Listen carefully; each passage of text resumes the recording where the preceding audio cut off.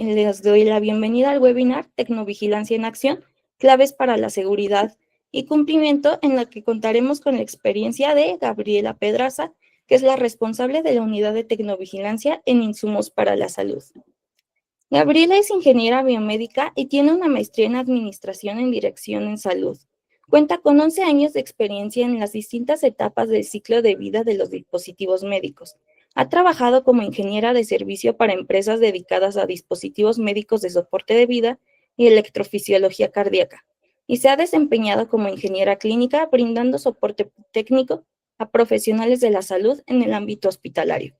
Actualmente se desempeña como responsable de la Unidad de Tecnovigilancia en Insumos para la Salud y asimismo funge como secretaria de la Comisión de Asuntos Regulatorios del Colegio de Ingenieros Biomédicos de México, colaborando en iniciativas para la difusión de la regulación y normatividad de los dispositivos médicos en México. Adelante, Gaby. Gracias, Jime. Bienvenidos a todos. Espero que este tema sea de su interés y que sobre todo se lleven muchas acciones para replicar en sus empresas. Bueno, me gustaría platicar un poquito de nosotros, de Insumos para la Salud. Nuestra misión es generar estrategias para que fabricantes y distribuidores comercialicen productos en el menor tiempo posible, alineados con la regulación sanitaria para el beneficio de los mexicanos. En la experiencia que tenemos, somos una empresa orientada a apoyar a fabricantes y distribuidores de dispositivos médicos a entrar al mercado mexicano. Actualmente atendemos a clientes en más de 16 países y somos titulares de registro sanitario de dispositivos médicos. Bueno, los temas que vamos a ver durante esta sesión son los conceptos básicos y marco normativo de la tecnovigilancia, los procedimientos de tecnovigilancia, algunas claves para la seguridad y el cumplimiento de la misma, y las conclusiones y recomendaciones, y también tendremos una parte de preguntas y respuestas. La duración de esta sesión será de 60 minutos, los primeros 45 minutos serán de presentación y los últimos 15 minutos será para atender sus dudas y comentarios. Como bien comentó Jimena, los pueden escribir en la sección de comentarios. Y bueno, iniciemos con la parte del concepto básico y marco normativo. Para nosotros poder entender las actividades de la tecnovigilancia, primero tendremos que entrar al concepto de ciclo de vida de un dispositivo médico. Esto nos va a ayudar a entender desde dónde empieza la tecnovigilancia y dónde termina. El ciclo de vida de un dispositivo médico se divide en dos etapas principales. La primera de ellas es el premercado y la segunda etapa es el postmercado. De hecho, algunos de ustedes sabrán que en inglés la traducción de tecnovigilancia, si bien no es una traducción literal, se menciona como post-market surveillance, o sea, vigilancia postmercado. Eso es lo mismo que tecnovigilancia. Entonces, más o menos ya se podrán ir dando una idea de qué es lo que involucra la tecnovigilancia. Pero bueno, en la primera etapa, que es la del premercado, vamos a tener la parte del diseño y desarrollo, en la cual se va a buscar mejorar los dispositivos médicos que ya se encuentran existentes en el mercado o bien innovar estos dispositivos médicos. Todo esto incluye un plan de validación de operación y rendimiento, entonces esto involucra esta parte. Después vamos a tener la parte de la fabricación, en la cual vamos a ver todas las operaciones involucradas en la producción y acondicionamiento de un dispositivo médico. Después de que tenemos todo, que hemos cumplido con esta parte, vamos a tener la obtención del registro sanitario, en la cual, en el caso de México, COFEPRIS autoriza la elaboración, venta, suministro al público, el uso o disposición del dispositivo médico. Y hasta aquí acaba la etapa del premercado. Después vamos a tener el postmercado y aquí, después de que obtenemos el registro sanitario, así el día en el que lo recibimos, inicia la tecnovigilancia, en la cual están contempladas las actividades que tienen por objeto la identificación, evaluación de incidentes adversos, producidos por los dispositivos médicos en uso. También la tecnovigilancia, o bueno, en el postmercado, vamos a ver que la instalación y operación del dispositivo médico sea la correcta. Esto es desde que sale de fábrica, pasa por todas estas empresas de logística que transportan el dispositivo médico, después llega al hospital o al sitio en el que se va a ocupar el dispositivo, ahí está en el almacén o lo llevan directamente al área donde se va a ocupar. Todo esto involucra tecnovigilancia. ¿Por qué? Porque tenemos que asegurar que el dispositivo médico en todas estas etapas de distribución tenga, o más bien mantenga, las condiciones que dicta el fabricante, las condiciones de temperatura, de iluminación, de humedad. Entonces, eso también involucra la tecnovigilancia.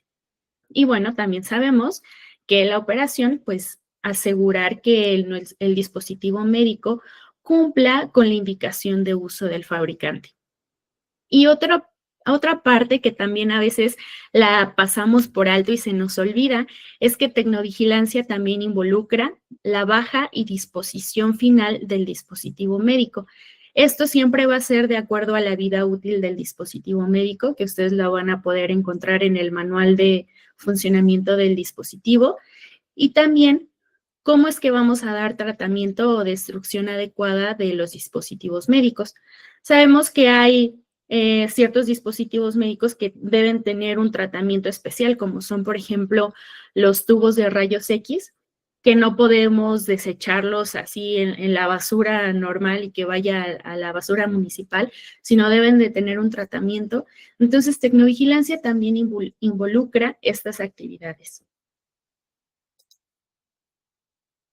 Vamos a ver un poquito del marco regulatorio, pero no nos vamos a entretener mucho allí para que no sea muy, muy aburrido o tedioso. Pero bueno, lo pusimos o lo ilustramos como una pirámide en el que en la punta está la Constitución Política de los Estados Unidos Mexicanos, que en el artículo 4 sabemos que habla acerca de que todos los mexicanos debemos tener acceso a la salud. Después tenemos la Ley General de Salud, que en el artículo 58 nos dice que debemos informar a las autoridades efectos secundarios o reacciones adversas. A veces vamos a ver que la regulación se enfoca mucho en farmacovigilancia, por eso es que vemos estas palabras como efectos secundarios o reacciones adversas, pero nosotros lo podemos traducir a dispositivos médicos como incidentes o incidentes adversos. Después tendremos el Reglamento de Insumos para la Salud, que en el artículo 38 habla que se tiene que hacer conocimiento inmediato de la autoridad por el titular del registro sanitario, por los distribuidores o comercializadores de los insumos, las reacciones adversas. A veces las responsabilidades las recargan mucho en el titular del registro sanitario, porque así se menciona en la norma. Pero aquí también vemos que en el artículo 38 involucra a distribuidores o comercializadores que debemos de vigilar y hacer de conocimiento inmediato a la autoridad las reacciones adversas o incidentes adversos en el caso de tecnovigilancia. Tenemos el reglamento de COFEPRIS en el cual se establecen las acciones para vigilar el cumplimiento de las normativas sanitarias en productos, servicios, establecimientos y procesos. Y bueno, después tenemos la famosa norma oficial mexicana, que es la NOM 240 SSA 1 2012, que es la instalación y operación de la tecnovigilancia. Esta la vamos a explorar un poquito más adelante. Y también tenemos acuerdos administrativos, que quienes están en el equipo de regulatorios, este año han salido bastantes acuerdos administrativos que tenemos que estar revisando para evaluar el impacto que tienen nuestras organizaciones. Y también tenemos la Farmacopea de los Estados Unidos Mexicanos en el suplemento para dispositivos médicos y también en el de establecimientos.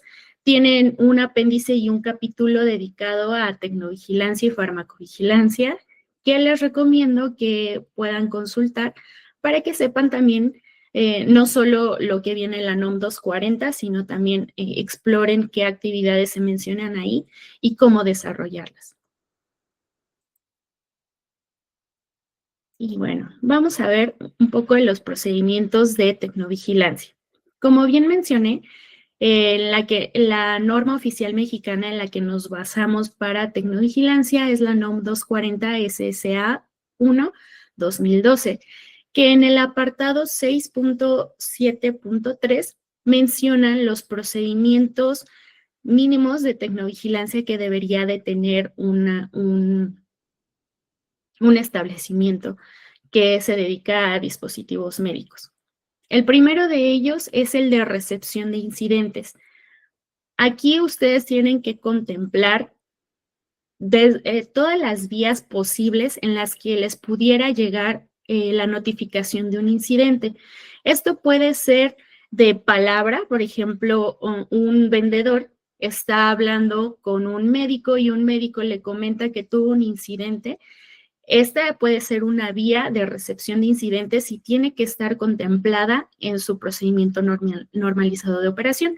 Otras vías de recepción de incidentes son llamadas telefónicas, correos electrónicos, WhatsApp. También la autoridad, es decir, COFEPRIS, puede llegar a recibir incidentes adversos relacionados a dispositivos médicos que ustedes fabrican o distribuyen y se las comunicará en el futuro y esta es una vía de comunicación que ustedes tienen que tener contemplada en su procedimiento normalizado de operación. Después tenemos el procedimiento de base de datos y duplicidad. En este procedimiento lo que tenemos que contemplar es cómo nosotros vamos a guardar la información de los incidentes adversos.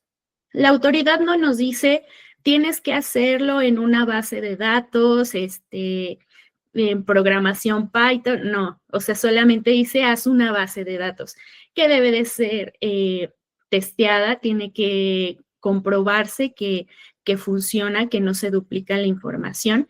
Entonces, esta base de datos podría ser en Excel, puede ser a lo mejor un sistema que ustedes hayan desarrollado, pero tiene que cumplir, tiene que ser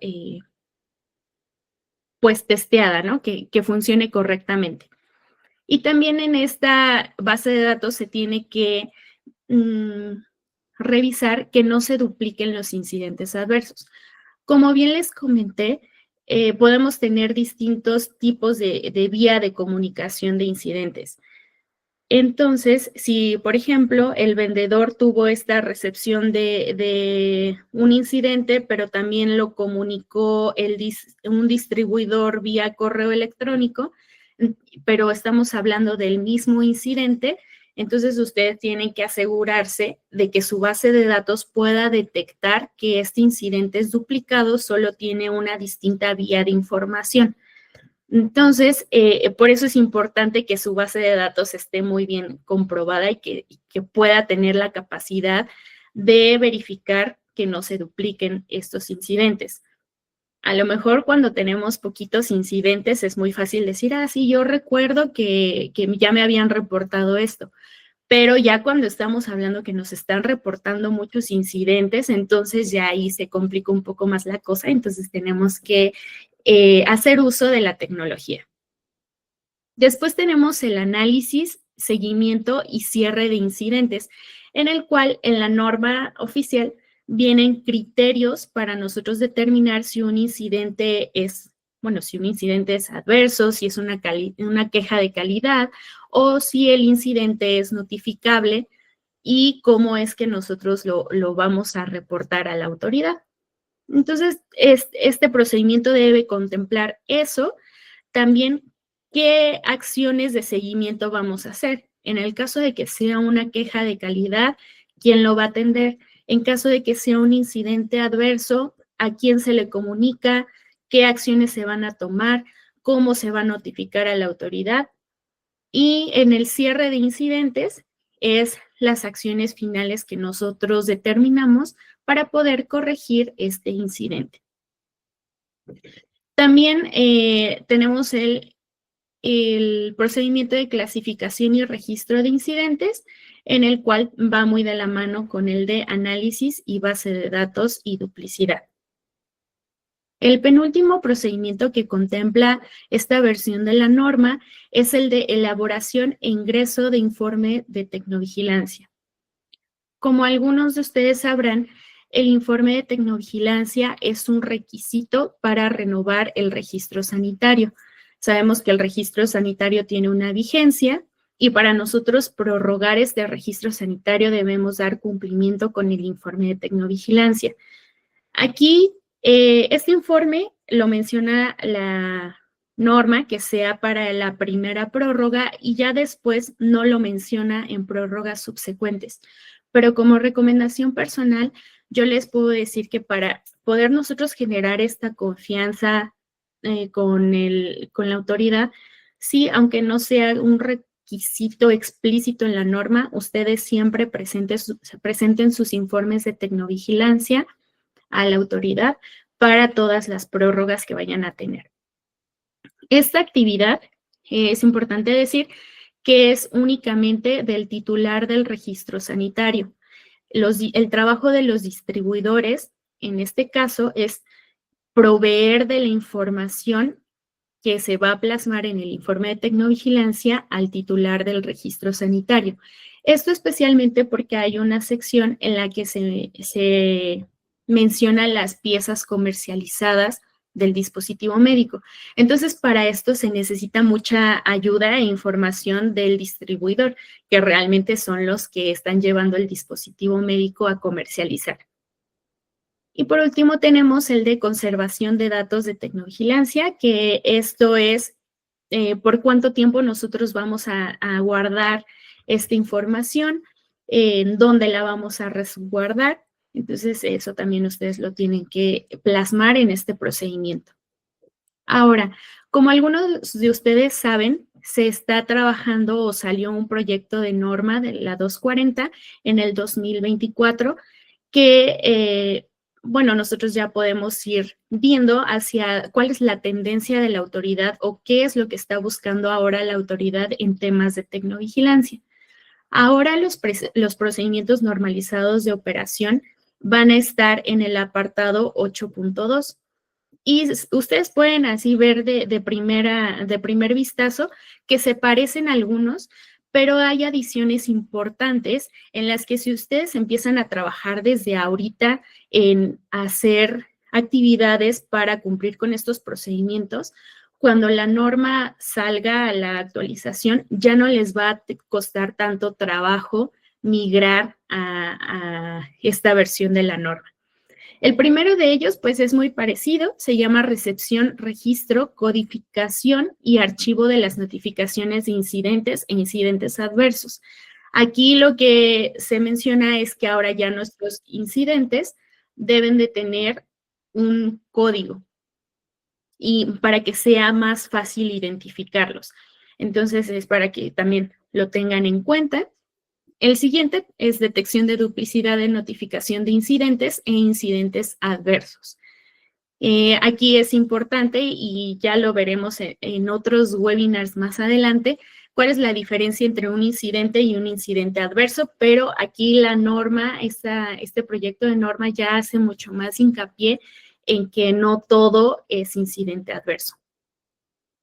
También está el procedimiento de reporte y seguimiento de acciones correctivas de seguridad en campo, que es muy parecido.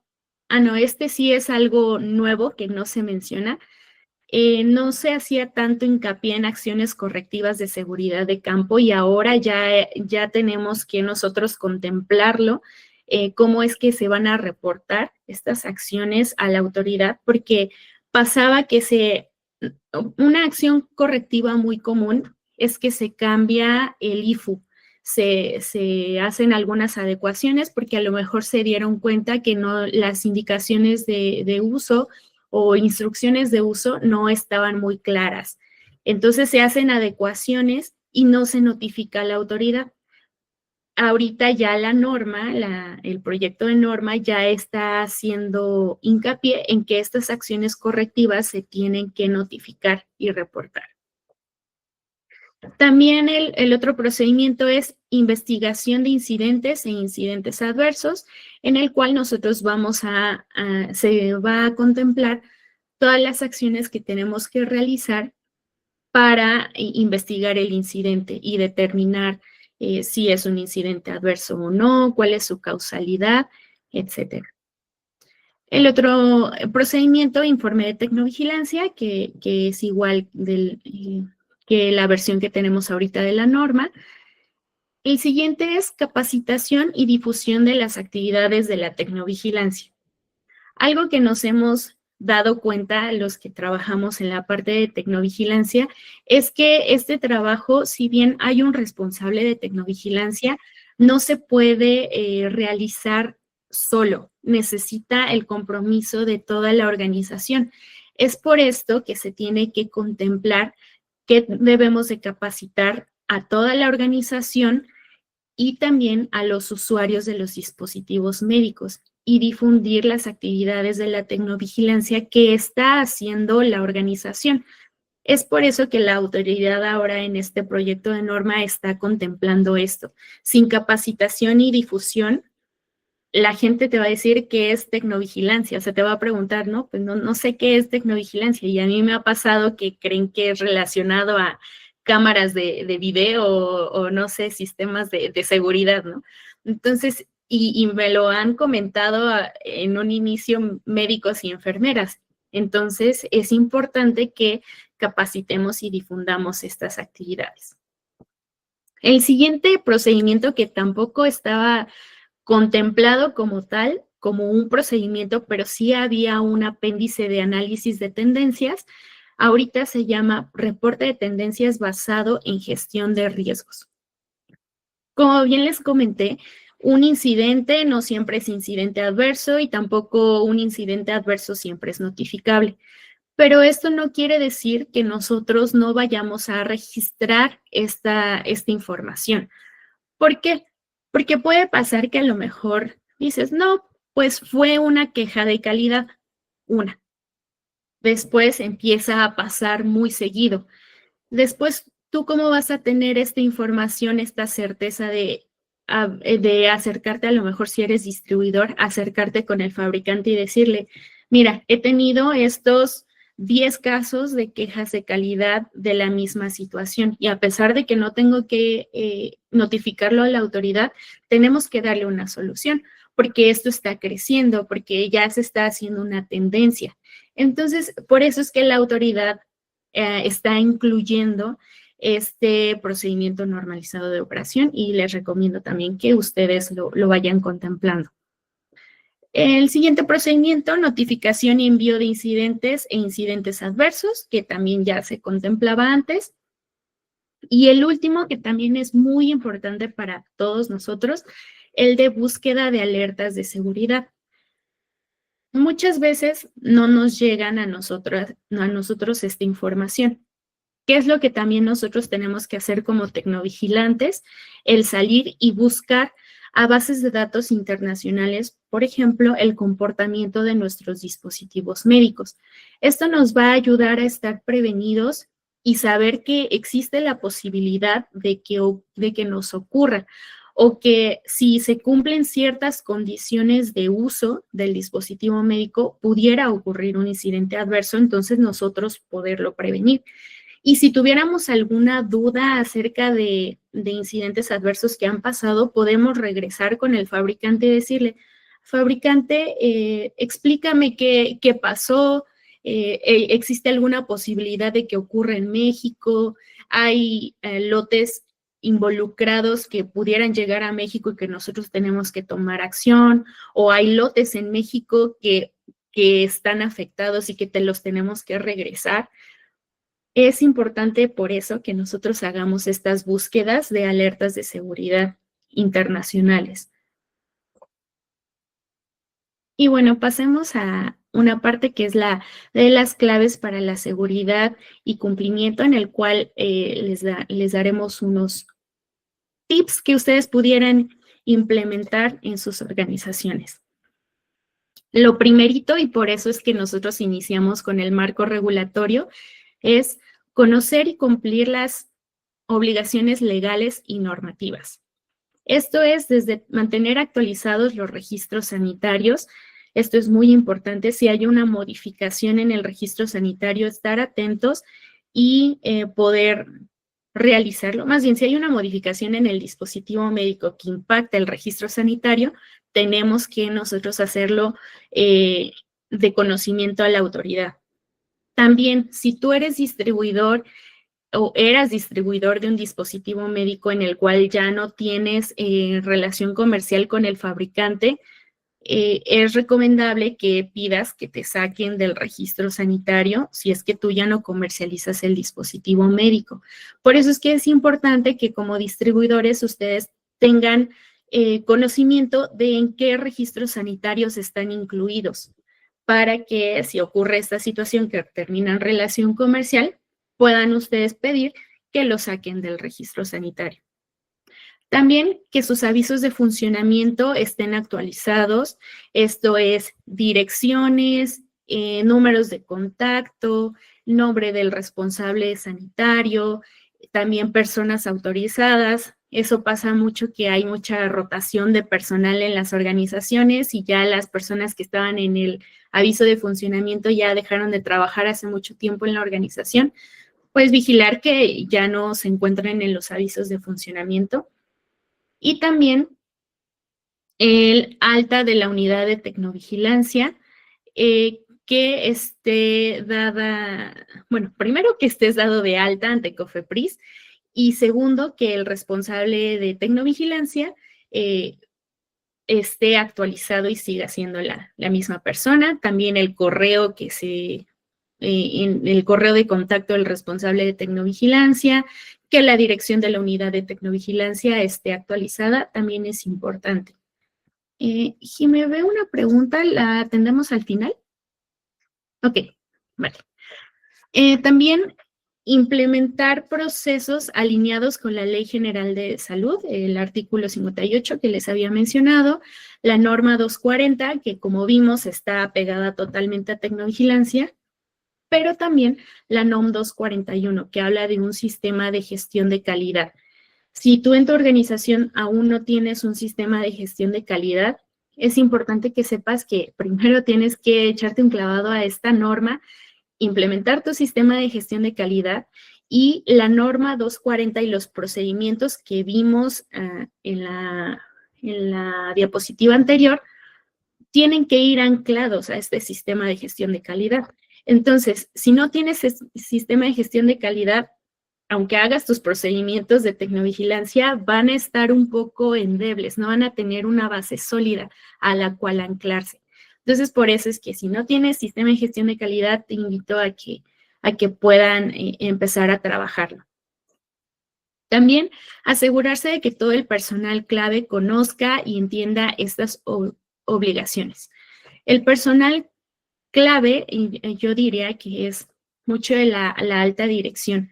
La alta dirección debe de entender el impacto que tiene la tecnovigilancia, el sistema de gestión de calidad y que sepa cuál es su rol y apoye las iniciativas que tenga toda la parte de calidad, la parte de tecnovigilancia. Ellos son los principales que van a empujar que todo suceda y que se tengan los recursos adecuados para que esto ocurra. Lo siguiente es establecer e implementar un sistema de tecnovigilancia efectivo. Y bueno, pareciera obvio, pero a veces no lo hacemos tanto, ¿no? Lo primero es dar de alta la unidad de tecnovigilancia ante el Centro Nacional de Farmacovigilancia. A veces he escuchado comentarios de distribuidores que comentan que de acuerdo a lo que ellos han leído en la norma, no es necesario tener una unidad de tecnovigilancia porque solo es para titulares del registro sanitario.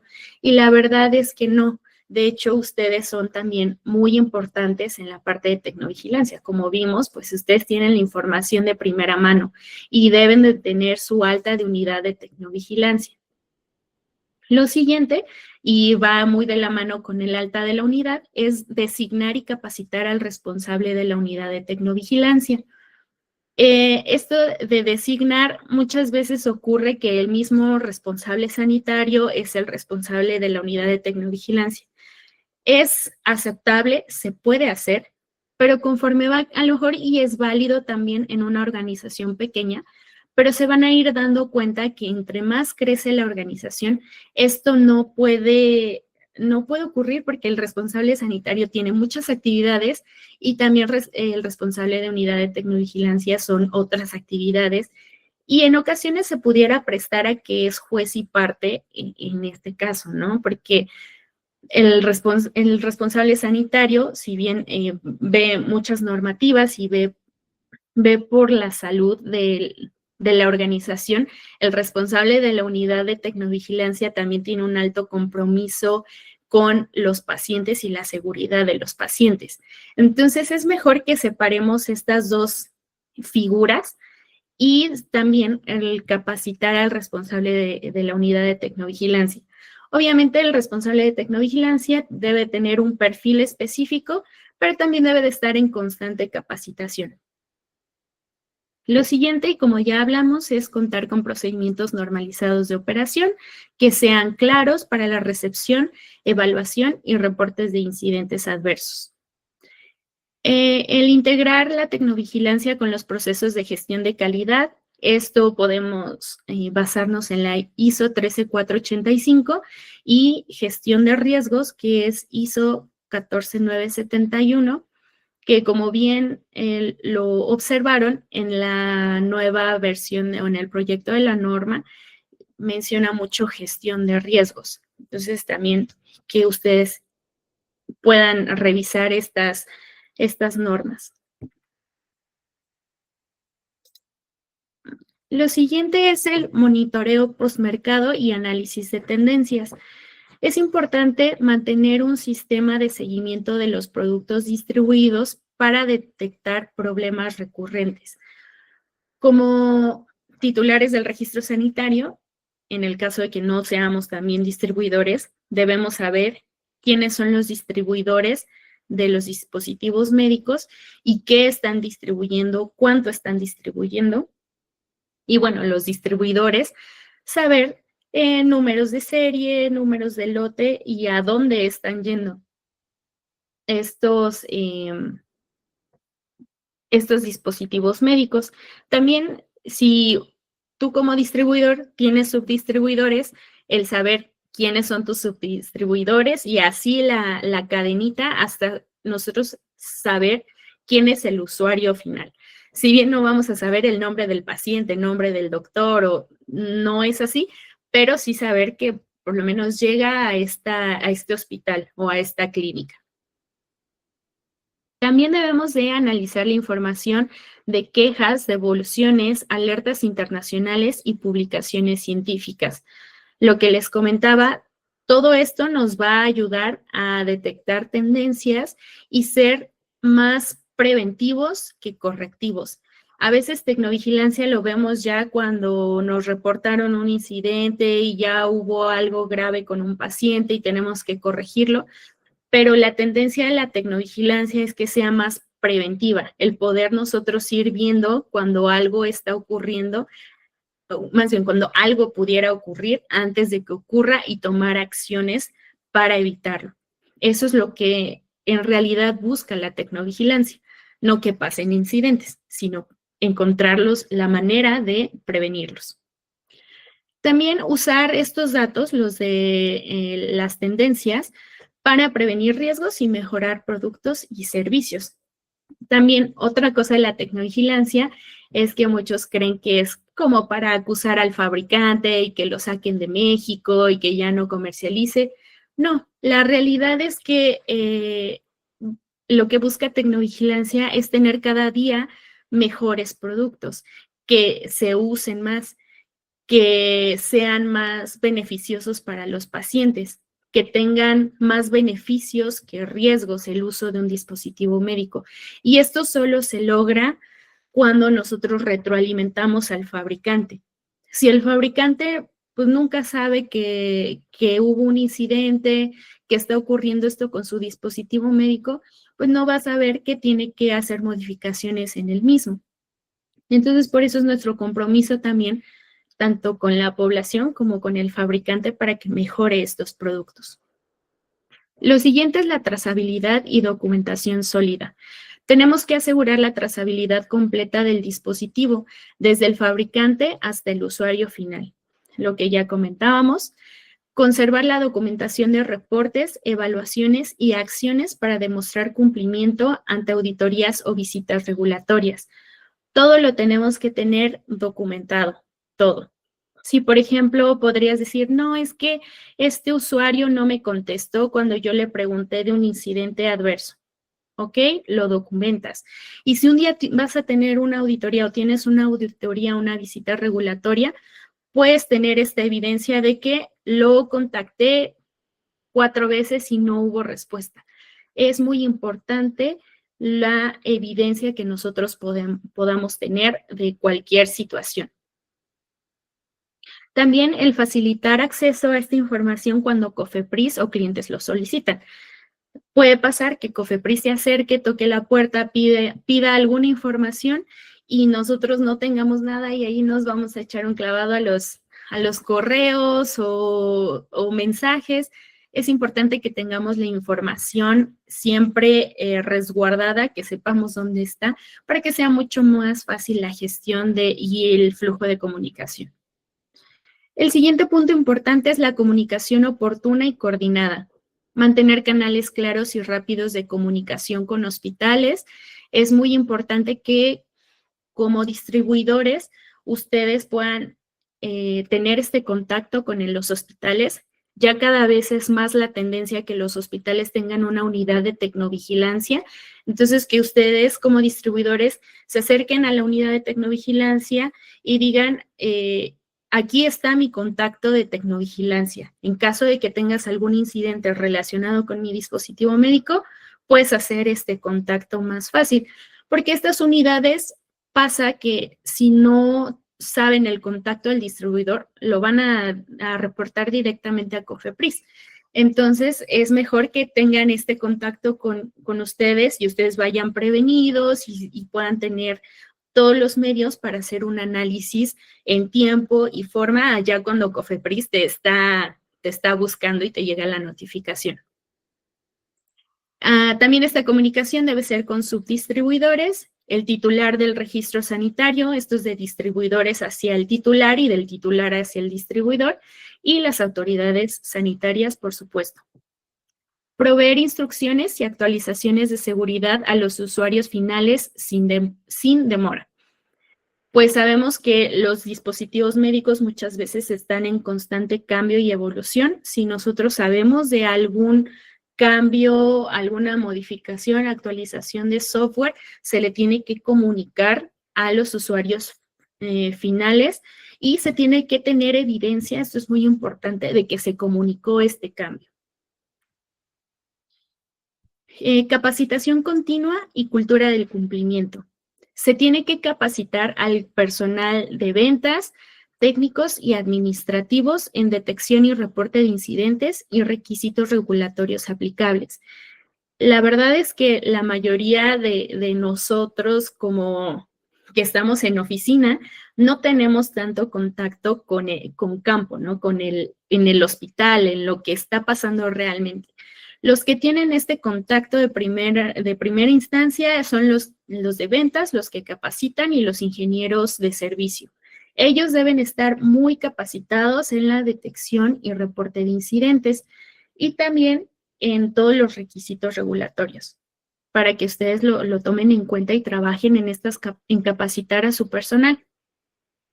También el promover una cultura de seguridad y cumplimiento, en donde podamos ver a la tecnovigilancia como una herramienta y no como un enemigo o como algo que, ay, lo tengo que cumplir, sino algo de lo que podamos echar mano para proteger a los pacientes y no solo como un requisito legal.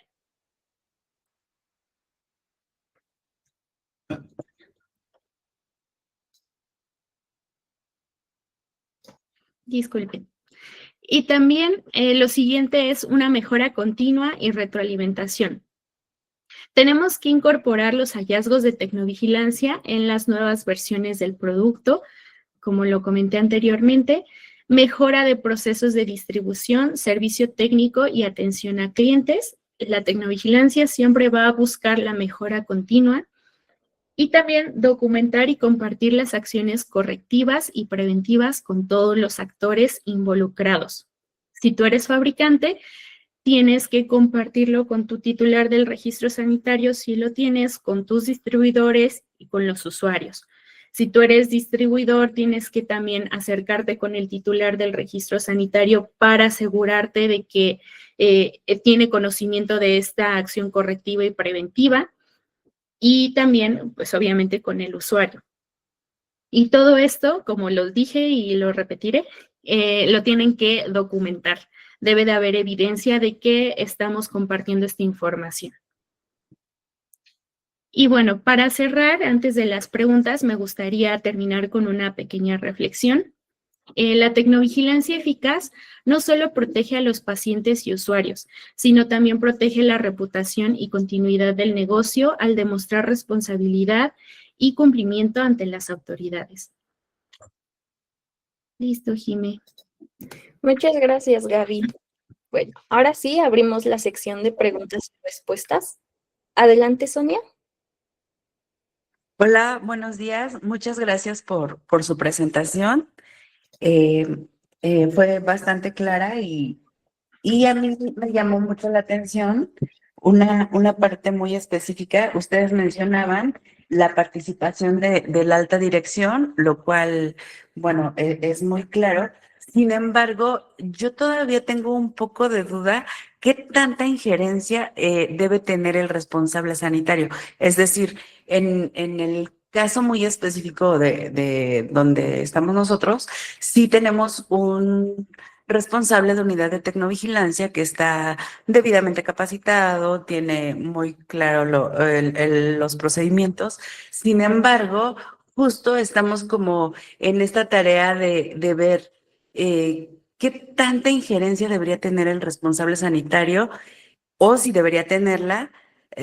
Sabemos que como apoyo, incluso como parte de la unidad, pues sí está participando, pero más allá, no sé, en el caso de los informes, reportes o alguna firma, porque precisamente en la norma sí dice quién es totalmente responsable, quién es el titular de la responsabilidad de la unidad de tecnovigilancia.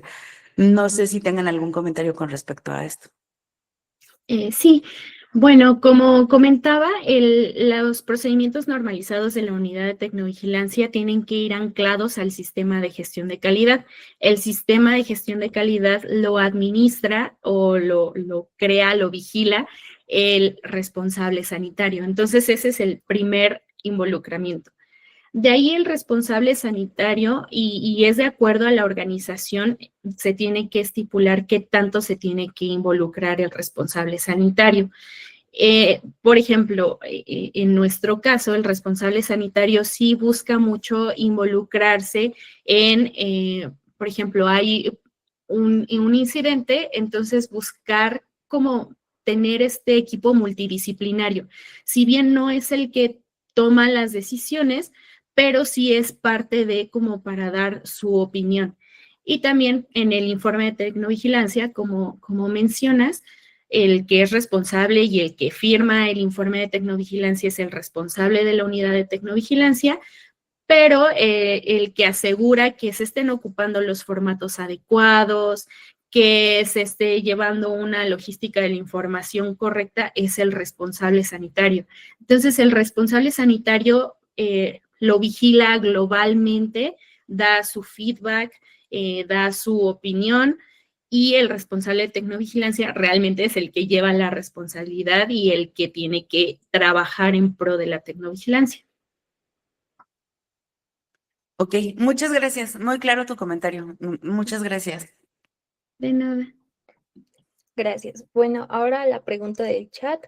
Cuando un distribuidor identifica un posible incidente con un dispositivo, ¿cuál sería la mejor forma de coordinarse con el fabricante para asegurar que el reporte se gestione correctamente ante la autoridad? Oh, uh-huh. Ah, sí, adelante. Bueno, cuando un distribuidor ve que hay un posible incidente o hay un incidente con un dispositivo médico, debe de tener muy claro que deben existir antes bien establecidos los mecanismos de una comunicación activa con los clientes, con el fabricante y con el titular del registro sanitario en caso de que no fuera el mismo que el fabricante, ¿no? Se tiene que comunicar esta información y deben de haber puntos de comunicación bidireccional en el cual yo informo yo como distribuidor informo al fabricante y también al titular del registro sanitario y el fabricante nos informa a los dos. O sea, debe de estar bien estipulados estos canales de información. Muchas gracias. Me parece que Sonia tiene otra pregunta. Sí. No, perdón, sin querer dejé levantada la mano, pero ya había quedado claro. Gracias. De nada. Vale, gracias. Me parece que Juan Pablo tiene una pregunta. No la puedo leer completa, pero si gusta preguntarla con el micrófono abierto, adelante.